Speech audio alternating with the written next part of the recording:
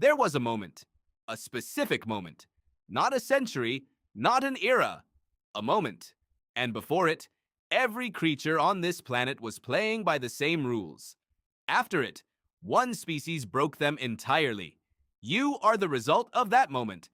But here is what no one tells you. That moment did not look like progress. It did not look like triumph. It looked, to every other living thing around it, like a mistake. So what was it? For 3.8 billion years, life on Earth operated under one law. Survive long enough to reproduce. Everything else was noise. The fastest animal survived. The strongest animal survived. The one best hidden, best camouflaged, best adapted to the cold or the heat or the dry or the wet, that one survived. And everything that could not keep up disappeared. Gone. Erased. No exceptions. Your ancestors played that game. For hundreds of millions of years, the creatures that would one day become you crawled and climbed and fled and hid. They were prey more often than predator. They were small. They were afraid. The fossil record shows a species that should not have made it. And then something happened in the prefrontal cortex. Not overnight, not in a flash of lightning, but somewhere between 300,000 and 70,000 years ago, a change began accumulating in the human brain that had no precedent in the history of life on Earth.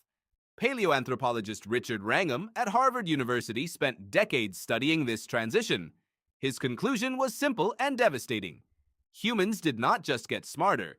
Humans became the only species on the planet capable of imagining something that did not exist and then making it real. Every other animal responds to the world as it is. You respond to the world as you think it could be. That is the line. That is the moment. A wolf does not look at a pile of sticks and see a shelter. A crow does not look at the future and plan for a winter 3 seasons away. A chimpanzee, your closest living relative sharing 98.7% of your DNA, cannot ask itself why it exists. But you can. You do. You probably did this morning. The ability to hold a thing in your mind that is not there, to simulate futures, to remember pasts that happened to someone else, to build worlds inside your skull before building them outside. This is what separated your ancestors from every other creature that had ever lived.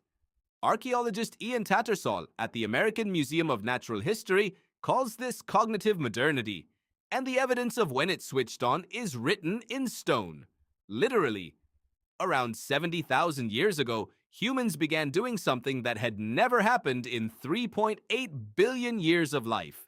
They started making things that had no survival value, beads carved from shells, ochre ground into pigment and painted on cave walls, figures carved from ivory, a lion with a human body standing upright, impossible, existing nowhere in nature. These objects served no function. They could not be eaten. They provided no warmth. They did not make a spear fly faster. They were symbols. And a symbol is the most dangerous object that has ever existed on this planet. Because a symbol means that something in your mind has become more real to you than the physical world in front of you.